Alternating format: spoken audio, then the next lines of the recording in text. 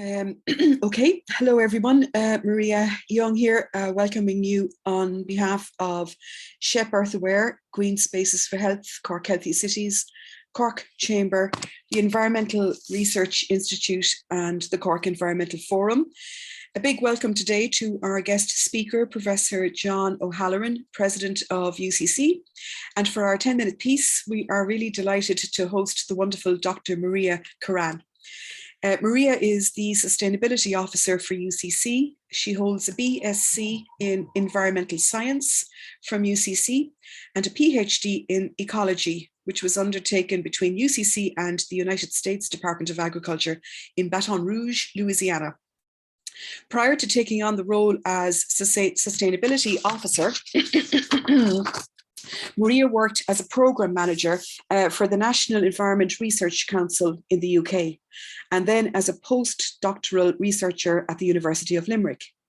The latter post explored the role of universities in driving the transition to a more sustainable society. As the Sustainability Officer for UCC, Maria is based within the Buildings and Estates Department, but works with and across multiple offices and departments within the university. So we're very much looking forward to hearing all that UCC are doing on campus. Our moderator today is Denise Cahill from Cork Healthy Cities. Denise, as usual, will formally introduce our guest speaker, who will give this presentation lasting about 30 minutes or so. And the session will then open up to questions from the audience. The questions, as always, will be facilitated through the chat box, and you can start entering your questions as soon as we begin. Just so you're aware, we are recording this session for the archives, and it will be put up on the Healthy Cities website in about a week or so. I'll hand you over now to Maria Curran. Thank you. Thanks very much for the introduction, Maria, and thanks to all the team for organising this series. So yes, as mentioned, John O'Halloran will be speaking in a little while about, I suppose, the general programme of what we're doing in UCC and how we're impacting globally on the SDGs. And as a little introduction, I will be covering more of the operational aspect of UCC Green Campus. And Frank also asked me yesterday to kind of share some lessons, I suppose, and things that maybe other organisations might be able to learn from. So I've tried to pull out a few case studies for people, and I guess I'll share some of our successes and also some of our challenges. If I can move So at UCC, we were the first university in the world to be awarded a green flag from the Foundation for Environmental Education. Many of you will be aware of the Green Flag programme for primary and secondary schools. It's effectively an eco-label. That Green Flag programme was in operation in 67 countries worldwide. And back in 2007, UCC became the global pilot for adapting that programme to a university setting. And Green Campus is now in operation in 14 countries worldwide. The beauty of the Green Campus programme is that it's quite a simple framework. Anyone can understand it. It's very adaptable to specific circumstances, and it requires commitment and engagement from all stakeholders from the very start. So it's a 7-step programme. The first step in that programme is that you form a committee of all the relevant stakeholders, and it's arguably the most difficult step. But I think what we found and what a lot of other institutions running this programme have found is that when you get the right people into the room, then you do get the decisions made and you get change delivered. So, like I said, that started back in 2007. So some highlights over the course of the last, however many years. We were, like I said, the first Green Flag campus. Overall, we've seen a 43% reduction in our scope 1 and 2 emissions. Actually, I think that's more now. And a 21% reduction in our total energy use. We were ranked 8th globally in the UI Green metric. We were the first university to be certified to ISO 50001. We were home to the first single-use plastic-free cafe in Ireland. Our grounds are all managed for biodiversity. We've seen a 25% decrease in our waste tonnage over the lifetime of the programme. We're also the only university to have our own farm to fork programme, and the only university to have been awarded a STARS Gold rating from the Association for the Advancement of Sustainability in Higher Education, the only university outside of North America. But obviously it's not all rosy in the garden. As we know, the 6th IPCC assessment report came out in April 2022, which showed that globally we are definitely not on track to limit global warming to 1.5 degrees. At our current rate, we'll exhaust our global carbon budget by 2030. Only immediate and extensive change will help us to avoid the worst impacts of climate change. Importantly, we have the tools, we have the know-how, we just need to implement them. So a lot of this is about bringing people along on this journey with us, and that's some of the examples that I'll share from UCC. So what are we doing to reduce our carbon footprint? So many of you, well, you'll probably all be aware the Climate Action Plan was released by the government back in 2021. Our national carbon budgets are recognised as being quite ambitious, and UCC are now in the process of putting together our Sustainability and Climate Action Plan, which will show our pathway to achieving the budgets, the targets set within this action plan, building on our achievements and increasing our ambition. So we have altogether a 2030 target to reduce our energy consumption by 51%. And that is an absolute target. So regardless of how much our campus grows, regardless of how many more students we might have over the next 7 to 8 years, we need to reduce our carbon emissions significantly over the next 7 years. And the important thing to say is that we do have a pathway to achieve that. So we have a list of projects that we can put in place that will get us to that target. One of those projects, for example, in our O'Reilly building, some of you might know it's a very large building on campus, not the most efficient. We've just installed a heat pump through Pathfinder funding from the Higher Education Authority. So a heat pump into that building, which is it's hoped that will reduce the carbon emissions of that building by 40%. And we have plans to do those kinds of retrofits across the whole campus. So like I said, that's our target. To get to 2030, we need to reduce by 51%. And over the short term, we'll be focusing really on moving our heating system to electricity. We'll be developing medium-term targets then to improve the building envelopes, and obviously in continuing with the efficiency programs that we've been doing over the last number of years as well. I just want to go into a small bit of detail on our carbon footprint. So this it may be quite a confusing slide, but this is basically the breakdown of our carbon footprint. So UCC as an institution releases 44,000 tons of carbon dioxide into the atmosphere every year. In this, you can see, so for example, on the left-hand side in the bright pink, that's our Scope 2 emissions. They are the carbon emissions that come from the electricity that we buy in from the grid. They account for 32% of our carbon emissions. Then our Scope 1 emissions, the darker pink, that's 13%. That's from our heating, any kind of combustion that's happening on campus. But then, as you can see, the vast majority of our carbon emissions are a result of the other activities that are happening on campus. So our student commuting accounts for 15% of our carbon emissions. If you add staff commuting into that, we have the impact of people getting to and from our campus every year accounts for about 20% of our carbon footprint.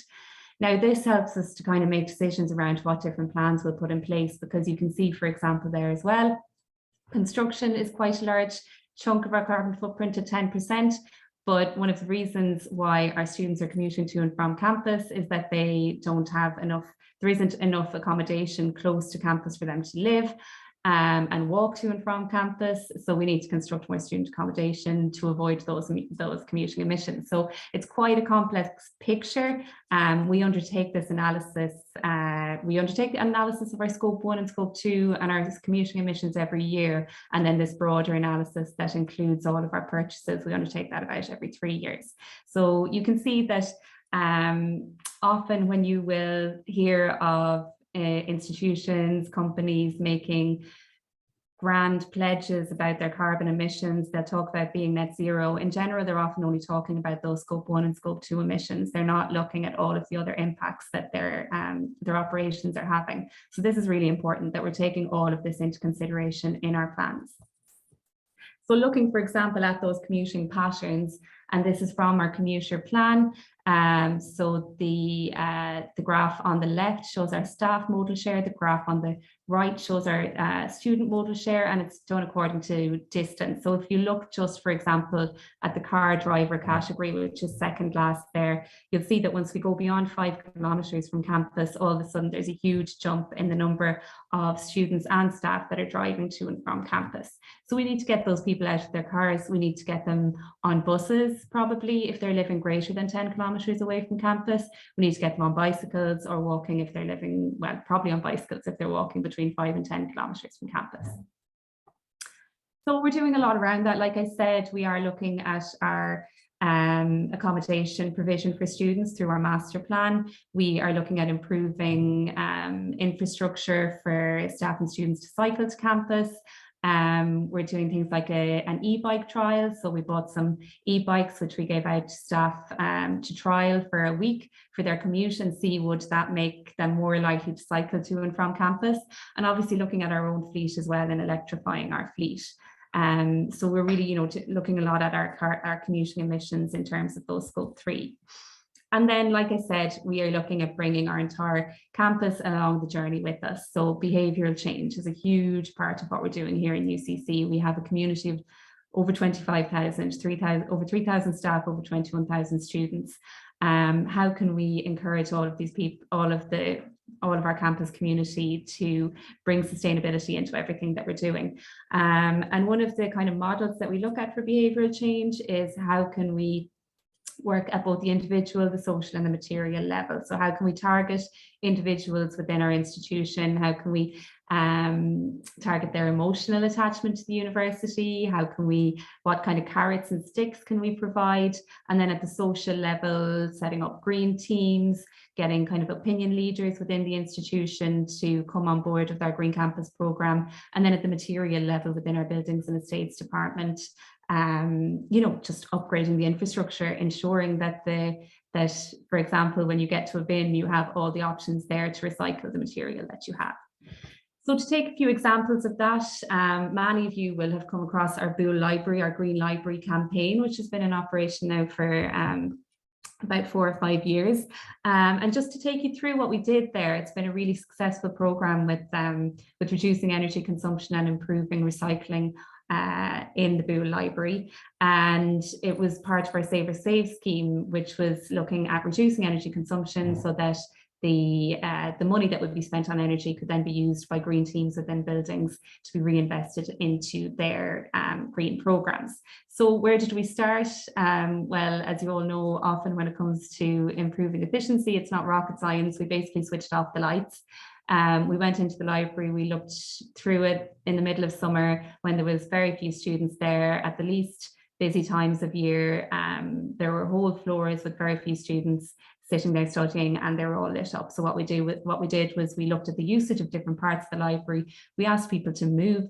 We basically just set up a more efficient way of utilising the space in that building and switched off the lights in the areas where the building wasn't being used. We made a bold statement.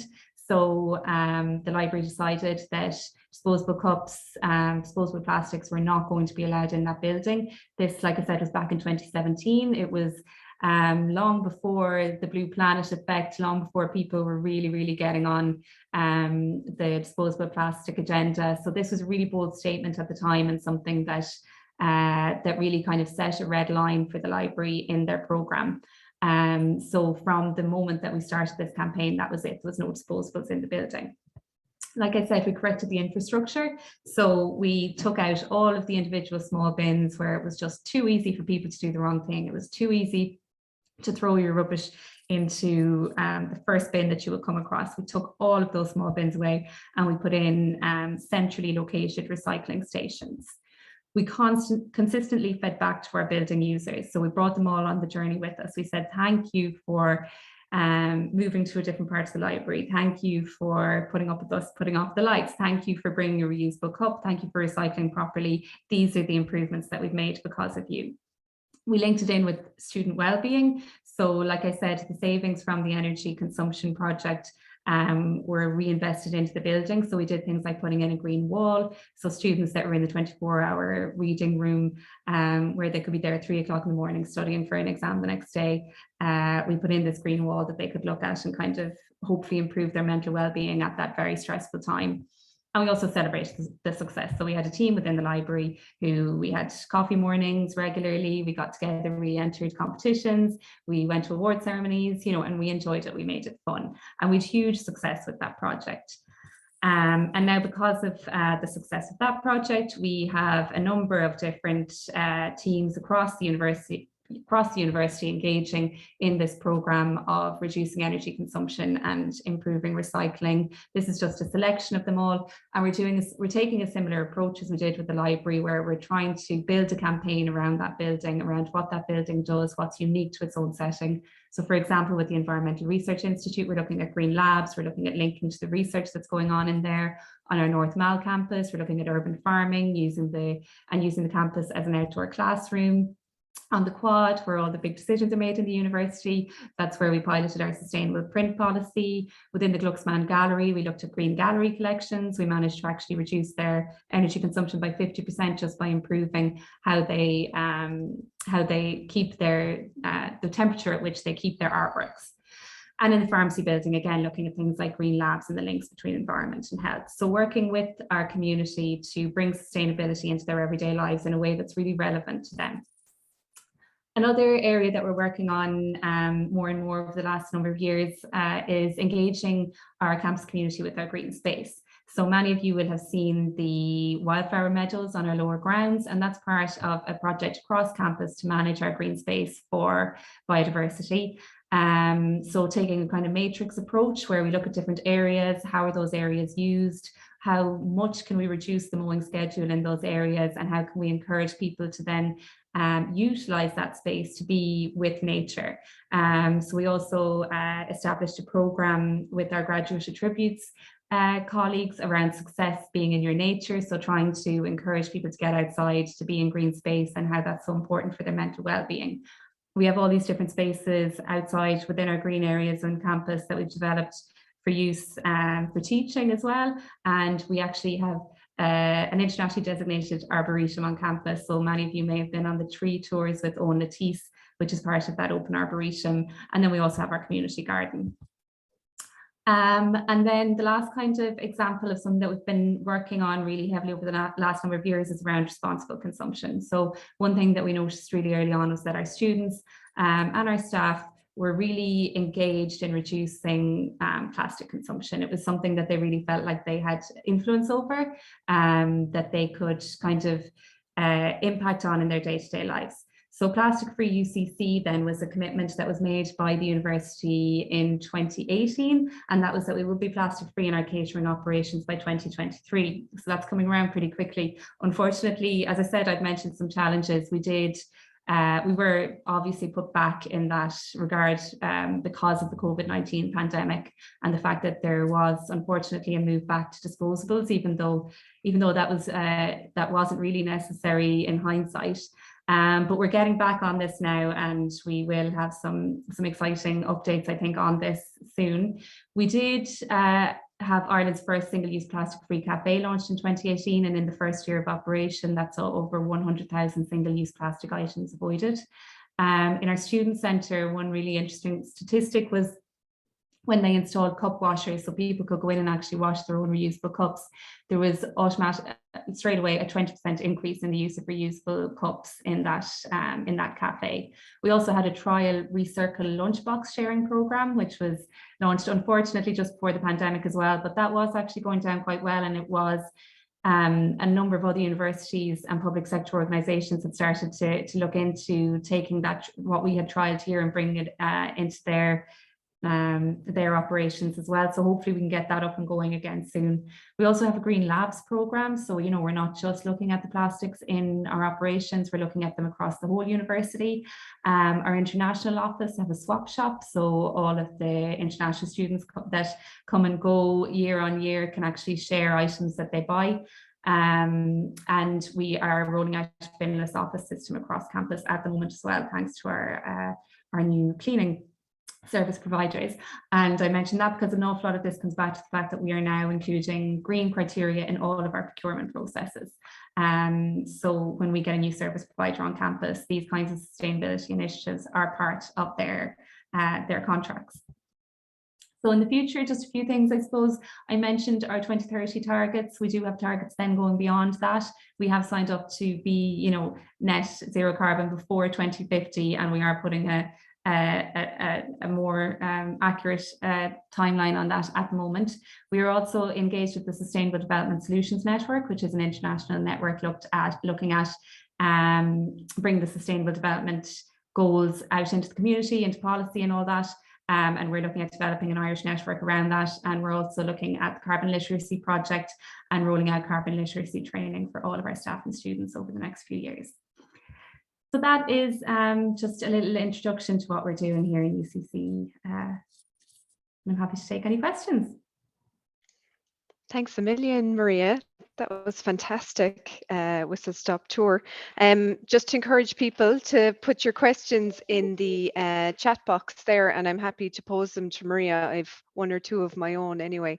It's fantastic to hear all of the work that's going on in the background, because sometimes it's only the visible things that the public or people outside of UCC actually see, such as the garden that's beautiful there behind you. And I remember hearing about the library and turning off the lights and the removal of cups, which was wonderful. But there's such an array of things going on. I'm really interested in the procurement side of things, because I do think that's a key element. Can you just tell us a little bit about how you enforce that? Have you got guidelines in your procurement process, or themes or directions? Can you just give us a little bit more information on that? Yeah, so what we have actually is a really engaged procurement office who are 100% behind our overall sustainability journey in UCC. And I think John will talk about that, and the kind of, the commitments that we've made at an institutional level. So in practice, what happens is that when a large contract comes up in UCC, our procurement office will come to myself or my colleagues who know about that area and know about what is the kind of the state of play around sustainability in that area. And then we'll actually just have a conversation. We'll sit down and say, okay, what would we expect from this kind of contract? And then it is kind of, I suppose it's up to the companies then to say what could deliver then when they're tendering for it. Then what happens with some of our larger contracts, so for example, our catering contract, sustainability was a very significant part of that contract. So what we have then is a restaurant committee sits in the university, we meet about every 2 months. Because sustainability is part of that contract, I sit on that committee. So KSG are our current catering providers, the CEO and the local manager for KSG come to those meetings as well, and sustainability is always part of that agenda. So every 2 months we'll sit down, we'll say, what's next on sustainability? What's your next project? And more and more we're kind of looking at working with those service providers, I suppose, to help them as well to deliver these projects. So if we have an idea that this is what we'd expect from our catering, this is what we'd expect from our cleaning, okay, what can we do on campus actually to support you to implement that program then as well? Fantastic. There's a range of questions flying in now, just to warn you. So I'll pose a few of them to you. Janet wants to know, did you get any objection from canteen facilities around the use of one-use cups? Around the use of the one-use cups. Did the canteen facilities, was there any objection from them, the providers? No, I mean, the difficulties on reusables would be, ensuring that there's washing facilities there, and kind of ensuring that, I suppose, that someone doesn't arrive to UCC and wants a cup of coffee and can't get one. So again, then us as a university, we have to say, okay, well, that, do we need a dishwasher in that room? Like it's as simple as, well, I say as simple, but it's a lot of it comes back to the infrastructure. And okay, so we as the estates department have to say, right, we'll get a dishwasher put in there so then they can wash the cups. Or do we look at something like a to-go system where people could borrow a cup and pay a deposit on it and bring it back? So that is something that we're looking at for this year, maybe. So no, I would say that we don't get objections. We certainly would have people challenge us. We certainly would have people say, you know, this is going to be difficult. And I think what's unique about UCC is that we will then sit down and say, all right, well, how do we make it happen though? Great, yeah, and you engage with people at that level. Maria Young, just very quickly, interested to know, is the carbon literacy training available to the general public? It's something that would be of interest. We're at the very early stages of that, Maria. We're just kind of developing it, really. It's come from the UK, and what we'll be doing is taking that and adapting it for UCC and for Cork probably. And if there was interest, in general, we are very open to sharing with our neighbours on all these things. So I would imagine that if there's interest, that shouldn't be a problem. And is it the same with the community garden, Maria? Can the residential neighbours gain access and be involved in your community garden, or is that just for staff and students? As far as I know, the neighbours can come into the community garden, and we have a new, I must talk to you about this, Maria and Denise, but we will have a new programme around our green space and increasing engagement in our green space, more growing initiatives. So watch this space. I will be getting in touch with you about that. So delighted to work. There will be more opportunities around that in the next. That's wonderful. Yeah, fantastic. And just Dennis Barrett wants to know about the Green Campus movement. Has it spread to other countries? Yes. Yeah. So it's run by the Foundation for Environmental Education, and in other countries it would be known as Eco Campus. But it is, I think it's in, the last time I checked, it was in 16 countries. Yeah. Great. And Dan Boyle says that UCC will be part of the decarbonisation zone identified in the city development plan. You're probably aware of that. Does the university measure the carbon it likely emits, and how and when it might be addressed? Yes. Yeah. So I had a slide there earlier about our carbon footprint. So we measure our carbon footprint regularly. We measure Scope 1, Scope 2 and our commuting emissions every year. And then our other kind of Scope 3 procurement emissions we measure about every 3 years. And we have in draft form at the moment, we have our new climate action plan, which will show how we're going to meet all those targets. Yeah, so brilliant. To chat to you about that, Dan, if you'd like. Thanks, Maria. Lots of questions there. Very engaging presentation. Thanks for your time. And I know you're caught for time. You have to go to something else, but yeah, I actually really have more appreciate time than I thought. on. So great. I'll be staying on. You can stay on a little bit. Fantastic. Yeah. Great. Okay. I'm now very happy to see that Professor John O'Halloran, President of UCC, has joined us. Professor O'Halloran's research interests span pure and applied biology, particularly ornithology, ecotoxicology and forest ecology. And the main focus of his research is to develop deeper understanding of the impacts of environmental change and disturbance related to land use change, climate change and environmental contaminants.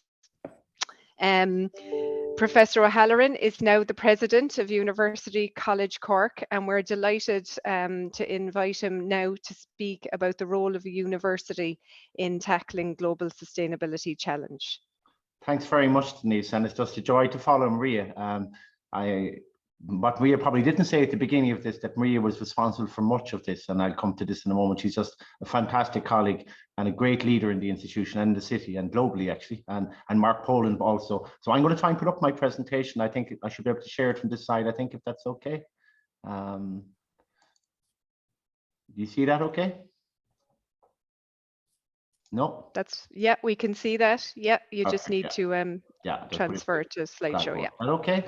So I've just put a few slides together to capture the story really of the role of the university in responding to global sustainability challenges. And some of you may have heard me say that when I went to Douglas Community School, and in those days we did the inter-cert rather than the junior cert, and a teacher reminded me that sometime in my inter-cert that I had written something on sustainability and environmental something or other. So I guess if you wait around long enough, you might catch up with the rest of the world, or the rest of the world catches up. I'm not quite sure.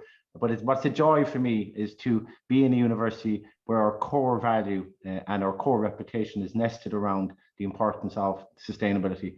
And I'm sure Maria says this, we're not perfect. We're not setting ourselves up to be perfect. We're setting ourselves up, and I see Dennis Barrett on my screen, as being a learning university, a learning community who's trying to do the best we can. We're not perfect. We can learn from each other. And we're learning all the time. And I'll come to that in a few moments. So essentially, I'm a great, as an ecologist, I think about systems, and I think there's a huge amount of interdependencies between the university, our community, the place we are, the place we live, the place we're connected to industry, society, and that society includes our health system, our shops, or all the things that we're used to. But also, from my point of view, engaging in the educational ecosystem is critical. And I think if I've seen anything over the last number of generations, is the extent to which, as we move from that diagram back towards the primary, is that our students today have expectations around sustainability in primary, secondary, and certainly now into tertiary and fourth level. And Maria Curran, who you just heard, came a long way from Mayo, from her secondary school, to UCC to study ecology, and then to lead out on forming the first UCC Green Campus, and the first one in the world. So, you know, this momentum has grown from a primary school, from the green flags, right through to the secondary schools, and eventually found its way to the university. We're not perfect, but we are trying to learn from everything we do. We learn from industry, we learn from our society, we learn from criticism, we learn from affirmation, and we position ourselves in the global stage so we can learn from each other. And this is the journey that we've been on. So it is a journey, and I think, you know, the most important thing I could say to anybody who embarks on this journey is to be impatient, first of all, because you've got to be impatient because the crisis is getting deeper. But more importantly is also that it takes time. So University College Cork in 2000 set up a UCC Environmental Research Institute, which today houses about 400 researchers working on a whole range of issues, from coastal offshore devices right through to biodiversity, right through to law, right through to sociology. So we take the whole system approach to it. And following on from that, you can see in 2007, and this was students raising concern, and that was Maria Curran and her cohort, raising concerns about waste management on the campus. And we started the Green Campus pilot, and with huge support from Michael John O'Mahony and Von Taschke. And I think, you know, one of the great unsung heroes from my point of view of this whole scheme is people like Maria Curran, Michael John O'Mahony, and indeed people like Mark Poland here at University College Cork. And that meant that we put our hand up and said, let's try and be the first green flag campus in the world. And we succeeded in doing that. Then there's a number of other metrics and kind of ranking schemes that exist across the world. And you can argue about the merits of these, but the UI Green Metrics, that's University of Indonesia Green Metrics, is the only ranking system, largely the only ranking system that based on performance on sustainability measures. They're not great, if I'm honest, but we participate in, and we've been up at ranked number 2. We've been in the top 10 since back to 2010. And there's about now 1,400 universities in that globally. Why is it important? It's important because you constantly challenge yourself with the green flag and the renewal of green flag. You're constantly challenging yourself to do better. It's the learning environment, the learning community that we talked about. ISO, we'd be all familiar with ISO numbers. The ISO 50001, we're the first institution, a higher education institution, to secure an ISO 50001. Green Forum was established then in the university in 2013, which I co-chair with Mark Poland and Maria Curran, and all the community in the university have been involved. And it's not a private club. It's not a place where anybody is excluded. It's a place where it's inclusive, where anybody, regardless of what they do in the university, sits around and makes a contribution, makes a criticism, makes a suggestion, or whatever. And we meet a few times a year to drive our strategy, to shape our strategy, and to look at the opportunities that exist. So in 2016, for the first time ever, we launched a sustainability strategy. And I think we were one of the first higher education institutions to do so. We did this because we wanted to give momentum to the kinds of things that we want to do. We wanted to systemize them. We wanted to set out a roadmap as to what we wanted to try and do. And in parallel, we have a great colleague, Dr. Ger Mullally, who I know is known to many on this call here. And Ger, together with Maria and other colleagues, Paul Bolger, set up a university-wide module on sustainability. And this is a module that's freely available to publics for credit, for non-credit. It was online, it's blended, it's got all the mixtures that you'd expect. And that then helped us to mobilize people, but also to get to the literacy. Carbon literacy was mentioned earlier. Sustainability literacy is something we all have to work on, because sustainability can mean everything and it can mean nothing. And I say that as somebody who works in biodiversity, and people talk about biodiversity, and it can mean everything and mean nothing. So it's really important that we understand the language of sustainability, and we don't have greenwashing, and we don't have all the kinds of things that we worry about. Then Maria was appointed Sustainability Officer in 2017. It seems like much longer, Maria, because you've had such a huge impact. And then we decided that we would try with our friends in University of Massachusetts and in Lowell, in north of Boston. We have a great colleague called Rory O'Mahony, who's a UCC alumnus who was involved in our M-Plan program, a Master's in Planning in UCC. And Maria and I and Mark Poland and Jeremy Lally and a few of us went over with Dennis, actually, I have my memory, as part of a Learning City, to learn about their Learning City, but also to learn a little bit more about what's called the Gold Star Award or ASHE Award for Sustainability. And that's a rating, and I'll show you some more details about that in a few moments. And it's a reflective tool where you can see where you're doing things, how well you're doing, how badly you're doing, and it's about learning and how to do better. And UCC was the first university outside of North America to get a Gold Star Award, and we have secured that to today. We'll probably try and go for platinum soon, but we'll push ourselves a bit harder, and that's what it's about, actually. And then 2019, the impact rankings came out, and they're about to come out again, and we did really well. We're in the top 10 there. And then the living laboratory, I think one of the joys of a university is that it is a living laboratory. We can try things, we can fail. And Mark Poland and the team and Builders in the States have been fantastic with Pat Meehan and all the team to try technologies, some of which are successful, some of which fail. And then as we moved into the teaching and learning space, and I was Vice President of Teaching and Learning during some of this period, and we decided, well, let's start putting them onto our curriculum. Let's call out what it means to be for research. And then more recently, we had observer status at COP26, the only Irish university with observer status, impact rankings number 8 in the world, green metrics number 8 in the world. And so that's a journey. It's just a peppered history of the journey we've been on. So the STARS Award is something that I mentioned that it's really important to us. And you might say, why are you getting these medals? It's actually not about that. It's about actually trying to understand and set high standards for yourself that are globally recognized and challenging yourself all the time. So here you have the Green Metric Award to 2021 in the top 10 in the world. Here's the Green Flag. Here's the STARS Award Gold, and here's the University College Cork ranked 8th in the world for impact. And one of the joys in the university for me and for all our colleagues is every year we get fantastic new ideas coming in from our students. And so we framed our overall journey about student-led, research-informed and practice-focused. And the idea here is that students have fantastic ideas, some mad ideas too, and that's okay. And it's by trying some of these ideas out, challenging us and challenging the system, that we can actually start to raise some really important questions. Whether it was back when Maria asked a question about waste management, right through to today about the questions about carbon today, the questions about sustainable life cycles of fabrics. Research inform them, because this is a research intensive university and we want to make sure that whatever we're doing is the best internationally, and we have fantastic researchers working on this.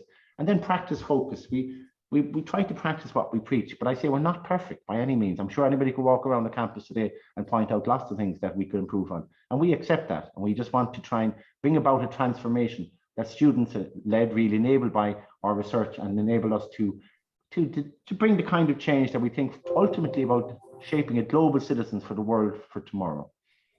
And then, of course, we had a guiding framework, which is the Green Flag, and Maria's already mentioned the Green Campus Framework. ISO 50001 is obviously another framework. And all of these help us to connect, to collaborate and coordinate in everything that we wanted to do as an institution. And it all sounds like, in retrospect, it was all organized. It was actually somewhat organic. A lot of really interested people came together. But then when Maria came, I think we had this moment where we started to accelerate much faster. And I think we're at another point now where, what do we do next? We're at a point where, what's the next architecture, if I could use that phrase, of our infrastructure at the university? And as I say, we're the only Irish university with official observer status at COP26. I set up a president's group on COP26. We made a declaration on COP26 as a university. We handed it to the British ambassador, Paul Johnson, when he was here, to bring it and commit and communicate it to COP26. And indeed, many of our colleagues, whether it's Jeremy Lally, whether it's Paul Bolger, whether it's Bruno Gallagher, whether it's Marguerite Nine, and I'm only naming some of them, who went to COP26 and represented Ireland, represent UCC, and indeed the voice of the world about sustainability. And we're really incredibly proud of them. And then the recognition obviously helps. And I heard Maria's talking about celebration. You know, this is not easy. So it's really nice to be able to celebrate success when you get it. And it's a community success as a community across the institution. And this is a mock-up of the UCC student COP26 event that we had this year. Now, what is this? We all hear about COP26. We all hear about what we should do and what we can do and what we will do. but actually to do it is not easy. So our student body, led by our Students' Union, together with the Environmental Society, got together and said, let's try and divide our community into different countries. And we went into the De Vere Hall and essentially had a mock 26 to try and reduce the carbon and keep the temperature of the globe less than 1.5 degrees. And it's incredibly difficult. And they worked hard. And here's just a wonderful capturing of the evening that went on. You can see we need to up our ambition. We need to keep the 1.5 alive. We need to, we could contribute 10 to 15 billion by doing this. Willing to bring peak back. We need to ask for money to assist in transition. All the really important elements. And this is just a moment in time capturing.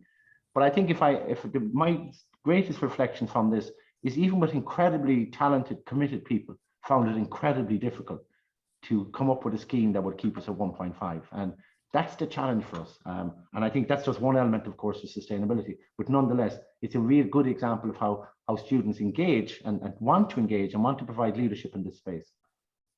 So when at the university, we set up a strategy, and Maria has mentioned we're just at the next phase of the next one, because it's out of date now, so we need to get it up to date. And so you can see the major dimensions of what you might expect the university is doing: research, learning and teaching, energy and climate change is critically important, sustainability citizenship. This is something that we try to embed in our graduate attributes, the idea of being a global citizen. We have I think we're the only university in the world that has a scholarship for citizenship to our Quercus Talented Student Programme. Recycling, waste management, food and health and well-being. Procurements was mentioned earlier. I think Denise, you mentioned procurements, and Fiona Thompson is absolutely outstanding, and she's recognized in the public sector, and she spoke at a national procurement conference recently on the whole idea of procurements and contracts, and this is really, really important. Landscape and Natural Heritage, and Barry Curley and the team and our estates team are fantastic in maintaining the resources and the natural heritage and the landscape. And then obviously Stefan and the team looking at commuting, how we plan together with City Council, together with other stakeholders and actors, and trying to work on all of these things together. So what we have is a plan for each of those areas, and we have targets, and we meet some of them, we don't meet all of them. So the Sustainable University, the key enablers that we found were really good for us, and I know we had this lovely photograph earlier, which is some of our Student Union leadership when we introduced the no plastic cups in the library, for example. But essentially it's about having a guiding framework. So that guiding framework can be an external scheme, it could be a government scheme, it could be the ASHE STAR scheme, supporting bottom-up activism, which I think this group really always do, and to support people with ideas and pushing the boundaries, and leading by committing, and linking with our core missions of teaching and research. So that's the kind of ingredients that we found have worked for us. And just to put a bit, there was a question there earlier, I think, about carbon and energy. Well, this is energy in this case. So we've used our ISO 50001 program to deliver one of our most successful engagement campaigns to date. And Ria, I think, has set that out there really nicely before I started this afternoon. So this scheme selected for our most energy intensive buildings and set up the green campus teams, as Maria has mentioned. And you can see the line here, the glide path. That was the public sector glide path. And this is the actual path for us in 2020 is down here. Now, obviously, we know that 2021 and 2020-19, the COVID period, that things have changed. So Maria's commented about the plastic. The exact same thing has happened with energy. Ventilation systems and all of these things cost more energy. So we've got to reimagine and relook at those. And we're going to go back to the new targets, and we're going to work really hard. But overall, a 36% reduction in energy use. Now, that's in the context of the university growing. This university at 2006 probably had about 16,000 students. We've now 25,000 students. We've now 3,500 staff. So, and we've much greater space. So Mark Poland and the team have done an extraordinary job. And Maria and all the champions, whether it's the library champions or the energy champions or the whole group, have done an extraordinary job in ensuring that we managed to change the world from our world in which we're in, but ultimately change the world and make a better place. So the ISO 50001 framework helped us in that regard. This is STARS assessment framework. So this is, you can see this on the website. You can go and see any university in the world. You can just type in STARS and type in UCC, and this is what's going to come up. So what is this? So this is what's called a spider diagram, and it gives an indication of the areas, of the different areas that you can work on to look at sustainability. So innovation, we're really good at. So the further to the outer line is, the better we are. But look at our buildings, look, that surprised us. So we think that we can do better there. We know we're doing better there actually. So what data do we know to be sure? To check the data first, and then what does that look like? Our energy is here, food and dining, you can see. So you want to bring that line out as far as you can to make the best organization. So I think this is what I often refer to as the reflective organization. You can see where you are, you can see your strengths, and that's great, but actually you can also see your weaknesses, which is also great, because then you can do something about it. So I think, as Maria describes, it provides a great gap analysis as well as a rating. So we scored highly across engagement, coordination, and innovation categories, largely because of the Green Campus and the Green teams and the engagement that Maria has led. And difference between jurisdictions then makes it a little bit difficult. So this is a US scheme, and Maria's mentioned KSG, for example. They were fantastic to do all the life cycle analysis for food, where it comes from, what's the pathways, what are the energy costs of each of those distributions. It's really not easy to do. But you get a sense, I hope, that this is the kind of reflective organization that we are to try and improve what we're seeking to do. Also, it's important to respond to the activism, to listen to those voices and hear those voices, and in an authentic way. It's all very well to say you can hear these voices and see what's going on, but you do, and it's not, I can say it's not always easy. There's never, the university has to make decisions every day, and we will make them, but sometimes they're hard decisions. But at least we will listen very carefully to those voices, because that's what enriches us. That's what brings new ideas. And that bottom-up approach, wherever it is critical to our success as a university. And we've been really lucky as a university with our student community, including from Maria when she was a student herself, right through. And our students told us what they wanted was a single-use plastic for campus by 2023. And we're working on that now. We, as Maria's mentioned, we know what happened during COVID. We've come back to more uses of plastic. So we've now committed to doing that, and we're going to build back better, as our students have asked us to do. And we want to do it as a community too. It's also about leading by committing to everybody. And I saw Rose McHugh was on there earlier. Rose is on our audit and risk committee. So, for example, Rose will be aware of our principles of investment, for example. So the whole idea of investment, and University College Cork doesn't have a lot of funds to invest, but our scholarships funds and other funds we invest, but they are invested through principles of responsible investment. And we divested of all of these things long before everybody else. Did we trump about it? No, we didn't actually. Should we? Perhaps not. This should be expected of all of us. Some wonderful stakeholders, and we mentioned procurement and we mentioned Fiona, but we've some fantastic suppliers. So KSG, excuse me, you can see here a tractor in the middle of the quad with a load of vegetables on it, and that originated from simple question of asking KSG, wouldn't it be fantastic, would it be possible to have organic food on the campus? And roll on a period later, 360 kgs a week of organic food comes in from a farm in the out in Curraheen, and fantastic, a simple act by a supplier, by someone asking a question. And that's the kind of thing we need to do. So committing University of Sanctuary, of course, because the SDGs extend well beyond the kind of things that sometimes we think about. It's about diversity, it's about fair wage, it's about fair supply, it's about fair employment. So we are doing our best. We're not perfect, but we are doing our best to meet as many as we can of these SDG goals. And the race to zero, of course, and committing to doing that in time is something we're absolutely committed to doing. Excuse me. So procurement was mentioned earlier, and I think Fiona Thompson is one of our great heroes in this area. And sadly we can change. Sometimes it takes money to change things, and it's not necessarily that you need money to change things, but money will influence how people spend it. And if we can make a requirement for people to meet some of our objectives and our principles and our values, then we've got some success in doing that. So sustainability is one of the 6 principles of UCC procurement now. As Maria has mentioned, she sits on the procurement, the restaurant committee, and it's the kind of community where people listen. So if Maria raises a question, people will listen. And we may not always do the right thing or the perfect thing, but we'll come as damn close as we can with the resources, within the decision making that we have. And then we have the catering manager. Indeed, we haven't mentioned the Mardyke Arena. Again, is a fantastic resource, but it is again one of the leading gyms in the country in terms of sustainability. Now think about hot water, think of waste, think of all the things we associate with gyms. But again, Patsy Ryan and the team have done a fantastic job in doing that. So key to many of the bigger impact projects really is the sustainability and procurement, and really Fiona Thompson and the team have been fantastic there. And then as an academic, of course, we've got to maybe ensure that all of this becomes embedded in our university activities, which include both research and teaching. And when I was deputy president and registrar, I led out on the development of our first academic strategy. And that's what's on the left here, was 2008 to 2022. And there are a number of axes in the academic strategy, but the most important one from my point of view is action number 1, which is developing a connected curriculum.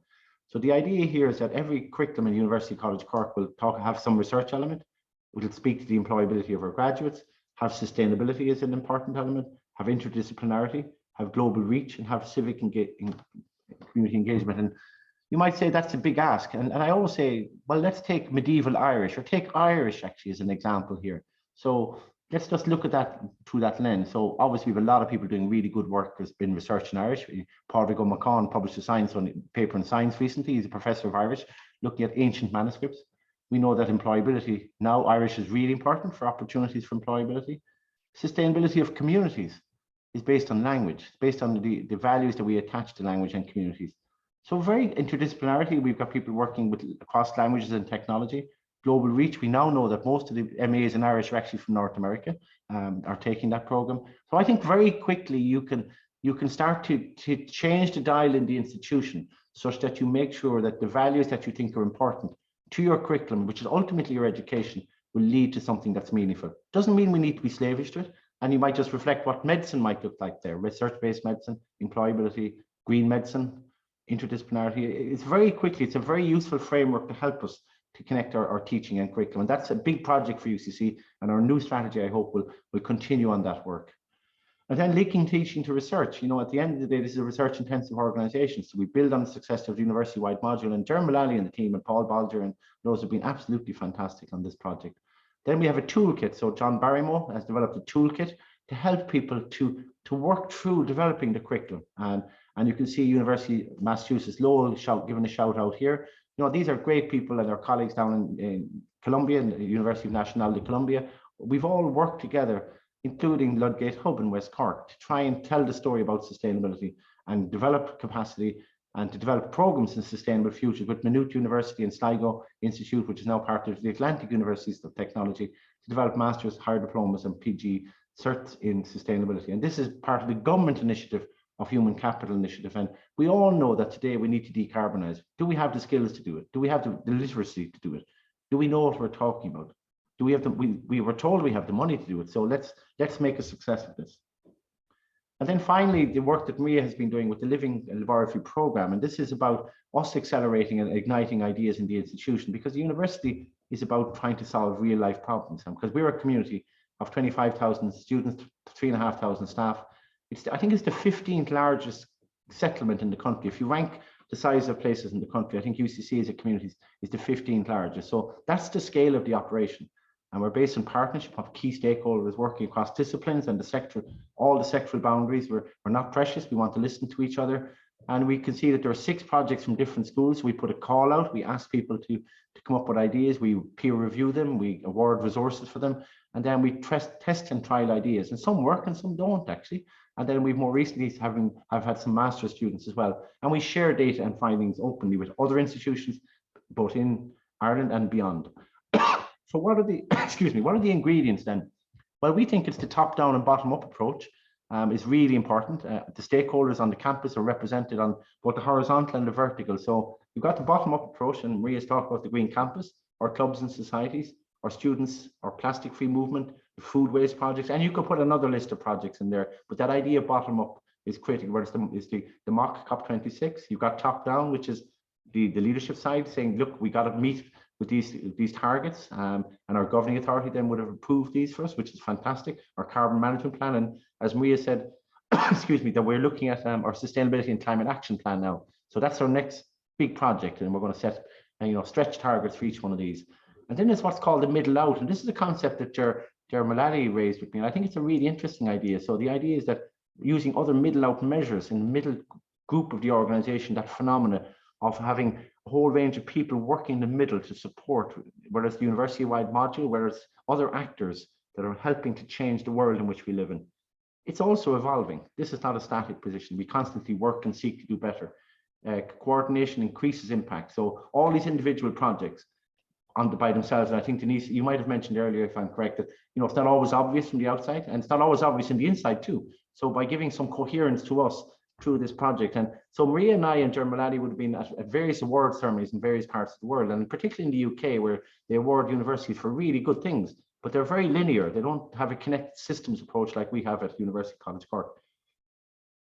So we have to actually listen to the revolution. We have to lead that green revolution of, if in the region of 300,000 people a day would cycle to work, if UCC was a country, this is what it would look like. 300,000 people a day would cycle to work, aided by about 250,000 bicycles.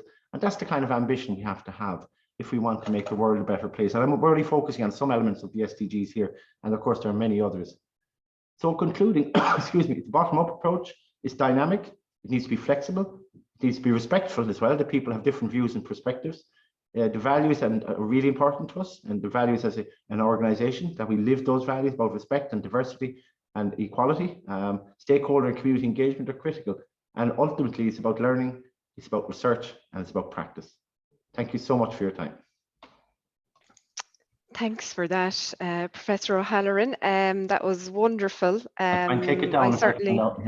Oh, great. I certainly have lots of questions anyway, but I'd also encourage people to pose questions in the chat box for either Professor O'Halloran, and Maria is still with us, Dr. Maria Curran as well. The question I'm going to selfishly pose first, because I have the microphone. This middle out concept is something that I'm really interested in as someone who works in a middle role, I suppose, not say leading an organization and not necessarily out in the field either.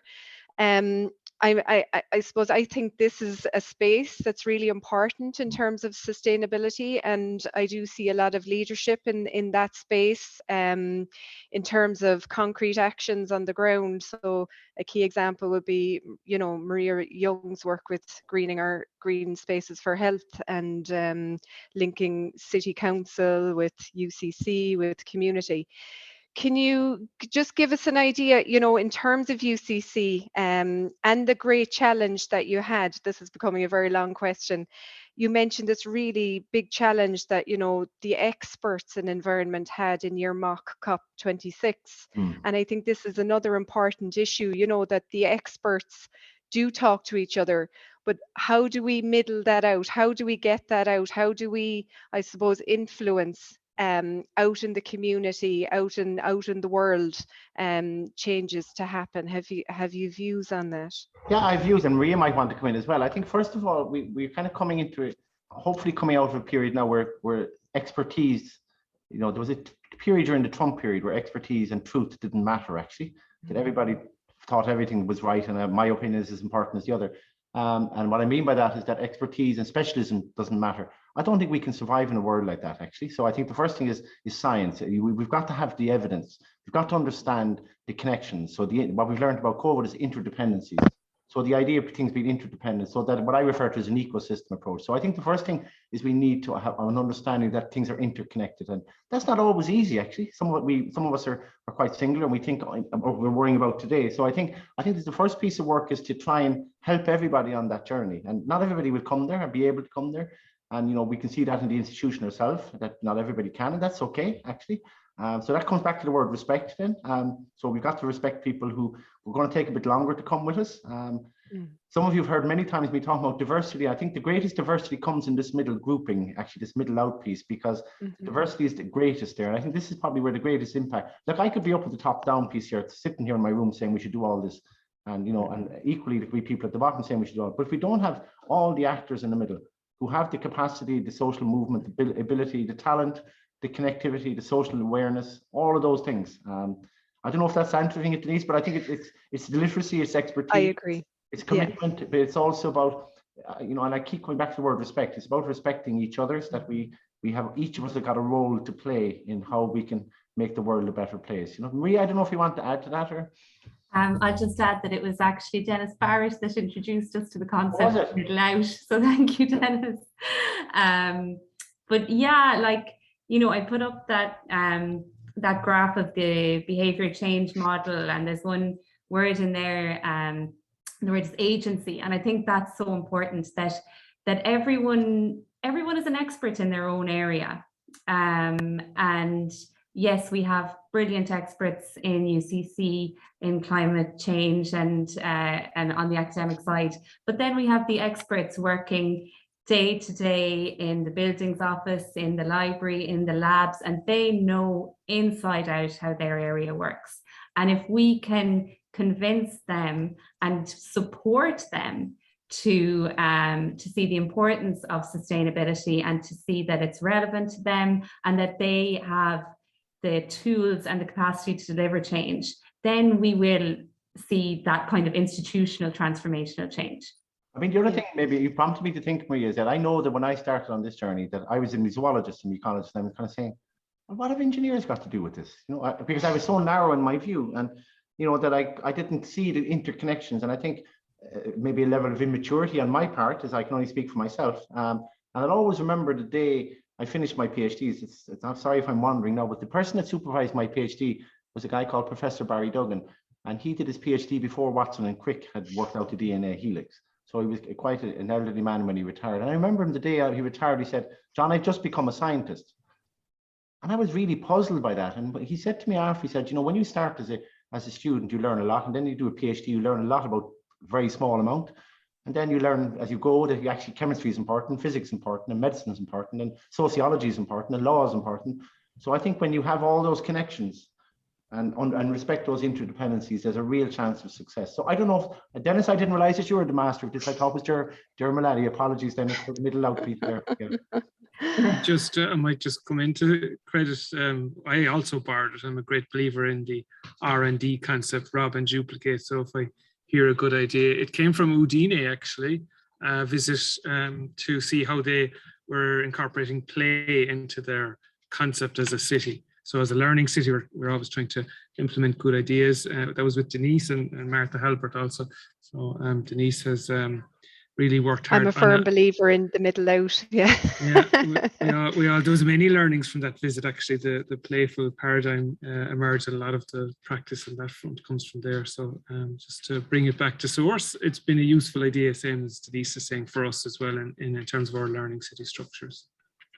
Yeah, because we do, I suppose we learn in accordance with our education, and we see the world through the eyes of our own experience. So that's another question that I'll finally pose for myself to you, Professor O'Halloran. Like, how we are educated is how we operate in the world. And our education doesn't have to be formal, as Dennis would concur with, in terms of, I've often heard you also speaking about life-wide as well as lifelong learning. How would you, how would we challenge the current education system and the curricula that, that people are studying, to really think in a more creative and that more interagency, interconnected kind of way of tackling these very, very complex issues of the future? Has UCC thought about that? We have, and that's, when we talk about the connected curriculum, that's the beginning of that process. So when I remember when I floated the idea of the connected curriculum, that these things are interconnected, so that you have to be able to call out, you have to make the implicit explicit is the first thing. So the idea is that in a curriculum that you would have what's called learning outcomes. So you decide that there've got to be learning outcomes from your curriculum. And so that means at that moment you're saying you've got to make something explicit. The moment you make something explicit, then you have to some way, what we call constructively align your assessment. So the idea being then, if you think sustainability is important, then you need to say, how am I going to assess sustainability literacy? And then how do I constructively align the assessment as an artifact that might represent that? And that's not easy, actually. And what we've discovered as an organization, I showed you the timeline, we've been at this quite a while. And John Barrymore and Maria and others have worked really hard on developing a toolkit. And funny, COVID came at a bad time for everybody. But I remember there was a moment when, at the beginning of COVID, I decided that we would try and use the moment to do a digital short course on the connected curriculum to explain what it was. And suddenly we found 400 members of our staff took this short course to help them, the connected curriculum and me. So what does the connected curriculum mean to me for my research? What does it mean for sustainability? So I think in short, Denise, I think it means, first of all, a literacy. Secondly, it means that you've got to be explicit. Thirdly, you've got to actually be very clear in your curriculum design. And I don't think it's always explicit as that. And I think we are getting there. We're maybe getting there fast enough. And there was a nice question there, I think, about lawyers and geologists and a whole group. We will try and do this. We will try and inculcate these things into the curriculum, but it is not easy. So the final part, which I didn't mention then, of course, is that we are putting entire new IT infrastructure behind this. So the idea is that when a student comes to our website, they will be able to see how much sustainability is in the curriculum. So there'll be a tag on every single module. You'll be able to very rapidly assess where the sustainability exists. And I think the truth is that every curriculum should have it, actually. Yeah. And the question then, whether you do it on its own or you embed it across, you get into pedagogical arguments there. But the truth is that if every student going out of UCC today is better and better behaving in the world in their consumption of whatever that consumption is, and habitat protection of species, that is a big first step. It's a big first step. But it's not easy. I don't think it'd be easy. It would be wrong to say it's easy, And I think something that we've discovered along the way as well is that a lot of people at my level will say the middle out level or the middling level. There's an expectation when you're in the world of work that you work at an interagency level. Yet we don't necessarily get any formal training in how to do that well. No. And that is down to personal skills generally and personalities and politics, etc. So, something around the skill development in that sphere, and there is a gap because there's no course that I'm aware of that even has a module on that type of working, Well, I think, some of my colleagues in UCC will know I talk about the connected university. So it is about connecting all of these elements, and you've got to be explicit again. You've got to be, because people don't see the connections. And some of my colleagues, the management team, will kill me, but I can see before they even say anything, I know what discipline they're in because the people behave according to their discipline. And that's fine, actually. And we need all of that, we need all that diversity, and we need the specialists, we need the people who can connect across them. But you're right, Denise, it's not easy. It's not easy. Yeah. Councillor Colette Finn is just wondering, maybe this is a question for you, Maria. How do you decide what to include in your carbon footprint? For example, affordable accommodation is a big problem. This makes people commute long distances. Does UCC look to include accommodation as something they need to work on? Yeah, absolutely. So I had a diagram for carbon footprint there earlier. Basically, we include as much as we can gather data on. So the methodology for assessing a carbon footprint is quite standardized globally.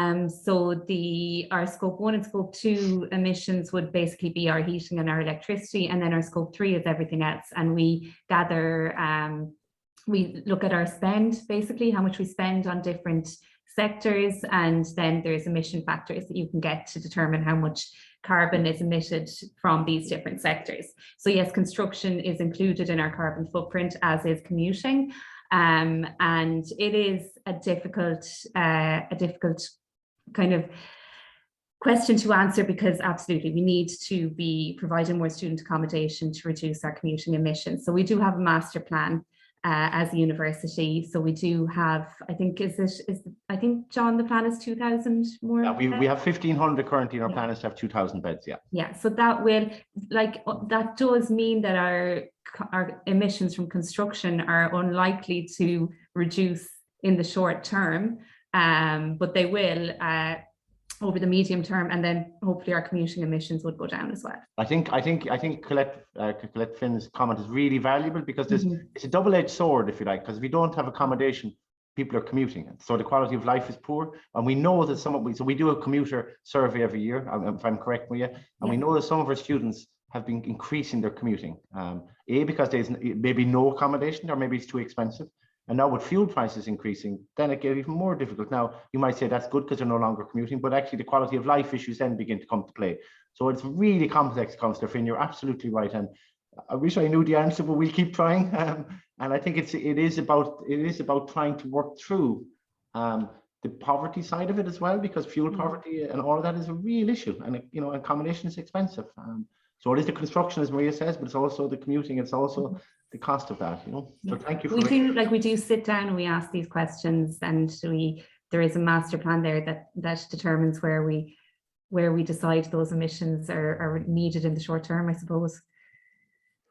Thanks for that. I see Frank Dorr asked a question similar to my own, but just, I suppose, to read out his comment that graduates, including and especially economists, and I know that President Michael D. Higgins, when he came to Cork and presented at our sustainability conference, did talk specifically about economists and the study of economics, and how it is failing to really grasp this nettle of sustainability. But engineers and lawyers have played an important role in the civilization that has led to the world, to this world on the verge of collapse. Can there be a hope for real change without an ecological and ethical vision of humans' role in the world becoming basic to all university teaching, no matter what, I suppose, faculty? Yeah, I think it's a very Uh, fair comment.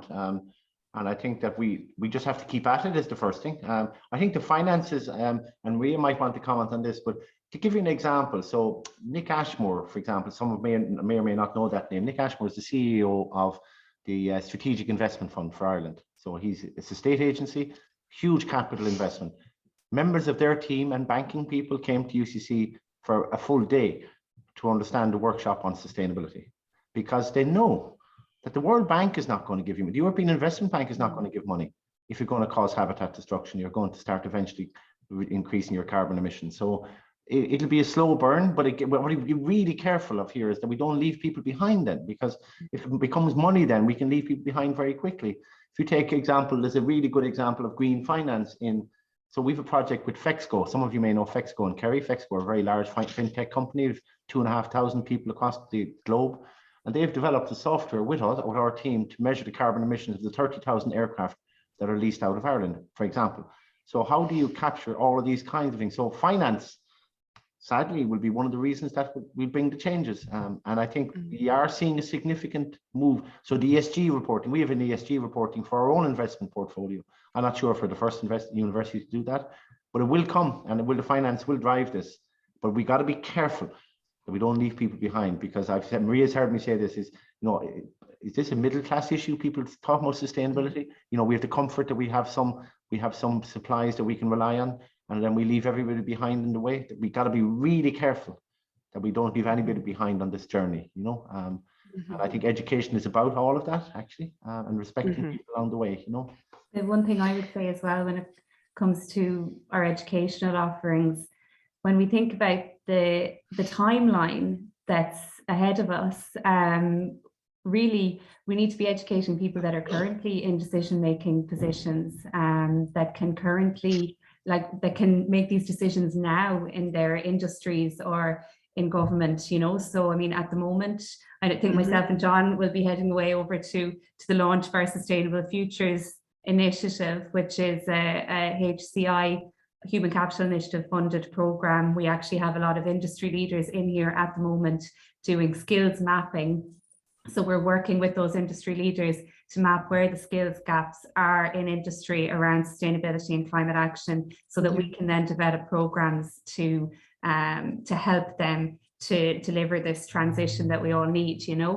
So and I know Frank and Eileen know very well that a lot of our young people are so engaged in this, and we can't put it all on them. We need to actually be educating the people that are making decisions now in these sectors that are causing this damage. And that's something I think that's we did some work with the Glucksman actually in terms of that, with the city development plan process, and getting young people active around city planning, not just active in terms of activism and protest, but actually engaging in the processes that are there. Jua Halika, all the way from Poland, great to have you here. Just wants to say, very inspiring presentations. Thank you. I'd love to inspire the development of such a strategy at my university, Warsaw University of Life Sciences in Poland. So just wondering how and what would be the first step? Any thoughts on that? I think the first step is to have a look at our website. We've got the UCC Green Campus website. There's a whole bunch of resources there, and we can reach out. If you want to reach out to Maria or I, we'll certainly help in any way we can. This is a journey for all of us. I'm sure, Ewa, if I'm pronouncing that correctly, or Halika, we will learn from you too. I've said at the beginning, this is not just us about saying how great we are. I've never been in the conversation which I haven't learned, and I've no doubt that from our Polish colleagues, one of the greatest places I've been for biodiversity is in Białowieża Forest on the Belarusian border, where you have bison and woodpeckers and this magnificent habitat in eastern Poland, probably close to the Belarusian border, which is a different circumstance at the moment. So we'd love to help in any way we can, Ewa, and I'm sure we can learn from you too. Thanks for that generous offer. Dennis Barrett just wants to know, can Professor O'Halloran comment on the challenges he sees due to the current global dynamics to lead joined up work beyond universities, to link partners beyond their silos in visible and active ecosystem across cities, across countries and globally to tackle the climate crisis? Good man, Dennis. That's an easy one to answer. Thanks for that, Dennis. PhD time. Yeah, I think, look, I think if anything, you know, I know there was a lot of negative aspects about COVID, but look what we did. You know, we looked after each other for the most part. We developed vaccines than we ever did in the fastest time we ever did. We collaborated globally like we never did before. Institutions, doctors, physicians, researchers worked more and harder than they've ever done to actually ensure that we got the vaccine developed faster. You know, I don't know if people remember, the beginning of, I suppose I have a public health doctor in my house and my son is one as well. So I remember the beginning of the crisis, Tadeusz Tyko, the UN Secretary General, or whoever it is, at the WHO Secretary General, said, this is going to go on for 2 years. I don't know if people remember this with COVID, and everybody kind of smiled. They said, well, actually the flu in 1912 went on for 2 years and that was all very fine. The difference this time, it did go on for 2 years, but much less people have died. I mean, I'm not saying people haven't, they have and have been sick and everything else, but we have done enormous things when we act together. And many of you heard me say before, if you want to go fast, go alone. If you want to go far, go together. And I think we want to go far, and we can only do it together. And we rely on that sense of focus and purpose that we can really make a difference when we want to do it. So Dennis, you know me well enough, I'm an optimist. I think if we have respect for each other, respect for the environment, respect for the views, have the knowledge and expertise, and share it, and realize that we're not on our own. And the comment earlier made about you know, being in the middle of a biodiversity crisis and climate crisis, and how do we get the disciplines to work? We'll do our best to do everything. We won't get everybody, but we'll keep trying. And you know, the young people are the people who are going to make the difference for us. They're not going to sit in their hands. They're going to push us really hard, and I hope they do, because we need them.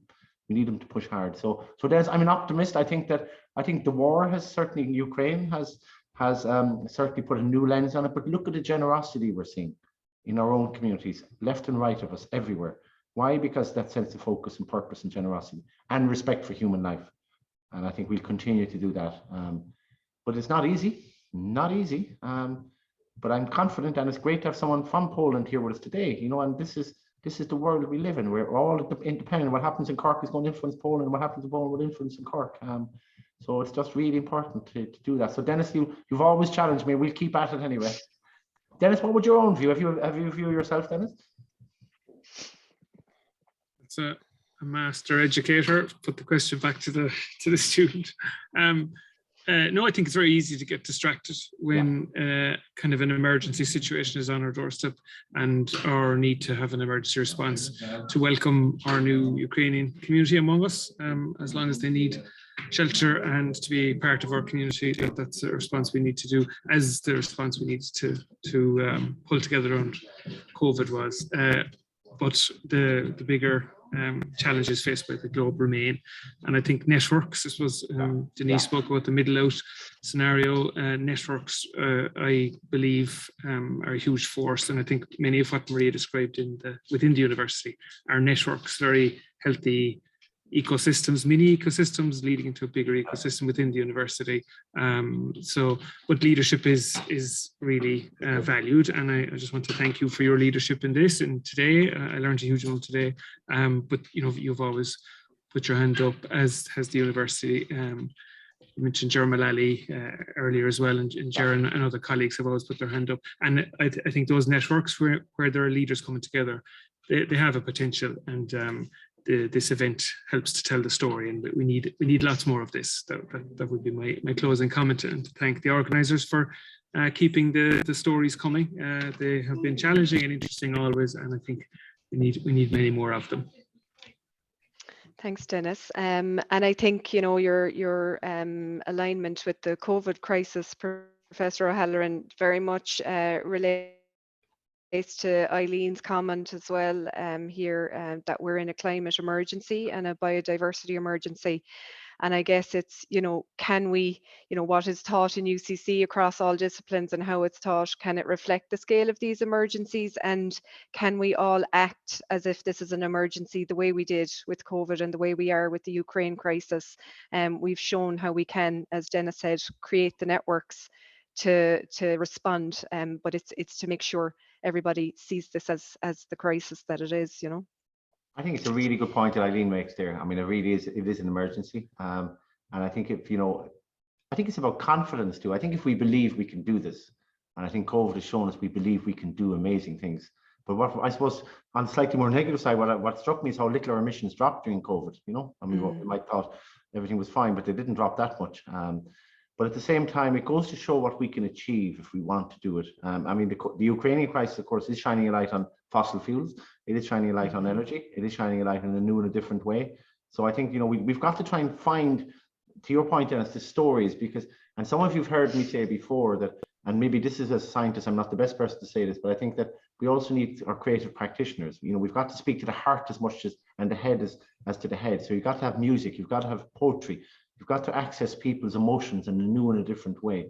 So I think the science is one piece. I think and you've heard me talk about STEAM, which is science, technology, engineering, art, and mathematics. So we've got to find a way to speak to that wonderful poetry that comes in that comes in Ireland, and there's wonderful things that can help us to get the message across. So there's more than one way to do this. We got to get all the tools in the armor to get out there and do our best, you know. Brilliant. Thank you very much. I think that's a lovely place to finish this discussion. Thank you so much. I know your time is very limited, both you, Professor O'Halloran, and Dr. Maria Curran. It's been a wonderful session. We've recorded it and we'll share it with everybody. We'll put it up on the Healthy Cities website. We've one more session before the summer, which will take place in May, and we'll be notifying you of the details of that by email in the coming week or so.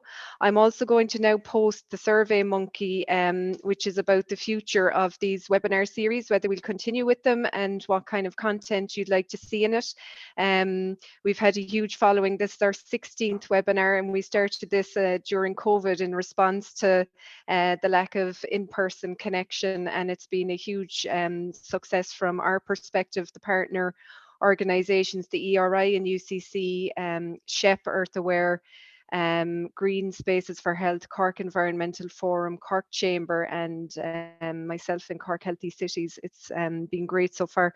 So I just encourage those of you that are online, if you wouldn't mind taking the link and just filling out that questionnaire. It'll be 5 minutes of your time, and we'd love to hear back from you. And we look forward to seeing you again at the end of May. Thank you very much. Thank you very much, Denise. Thank you.